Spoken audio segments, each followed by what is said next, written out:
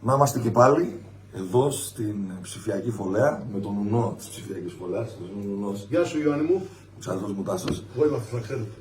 Σήμερα έχω μια πολύ ωραία παρέα μαζί μου. Σήμερα έχω απρόσμενο έναν πολύ δυνατό τελικά φίλο, τον Κώστα τον Σοπιάδη. Ένα παιδί σπάνιας ομορφιάς ψυχικής. Κυρίως ομορφιάς, είναι φανταστικό παιδί, έχω πάθει πλάκα μαζί του. Φοβερός, παραδοσιακός, θέλω να το γνωρίσετε. Θέλω πάρα πολύ να το γνωρίσετε, γιατί τον Τασούλη τον ξέρετε και τον έχουμε και θα τον έχουμε στη συνέχεια πολύ και δουλεύουμε πάρα πολύ μαζί. Θα κάνουμε, ετοιμάζουμε πολλά. Ετοιμάζουμε και πολλά. Τώρα έρθει ο καιρός να συνεργαστώ και με τον φίλο μου τον Κώστα. Είναι φοβερός καλλιτέχνης, αυτή είναι η δικιά μου εκτίμηση. Έχω και τον ξάδερφο μου τον Αναστάση εδώ, έτσι συντροφιά, ποντιάρα κι αυτός. Και ενώ μελετάμε και ψάχνουμε τα τραγούδια μας κτλ., είπαμε να σας παίξουμε για ένα ωραίο επιτραπέζιο. Παραδοσιακό. Θα σας τραγουδήσουμε δύο στιχάκια του Τάσου. Μόλις μου τα έφερε και. Μπορεί να είναι η πρώτη φορά δηλαδή, που τραγουδάω στιχάκια δικά μου εδώ με τον Γιάννη. Ναι, ωραίο όμορφα. Και ευχόμαστε να τα απολαύσετε, να σας αρέσει. Είμαστε έτοιμοι, Ηλία? Πάμε Τζόνι, πάμε.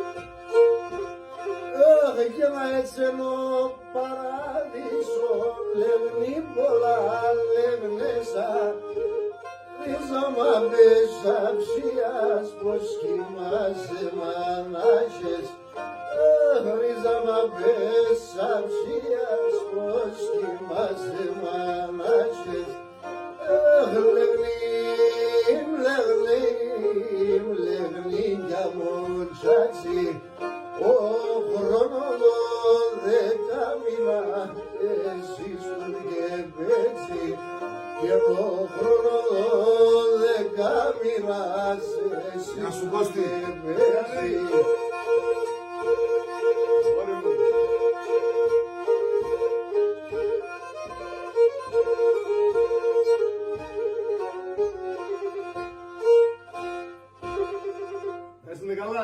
Σας ευχαριστούμε πολύ. Γεια σας.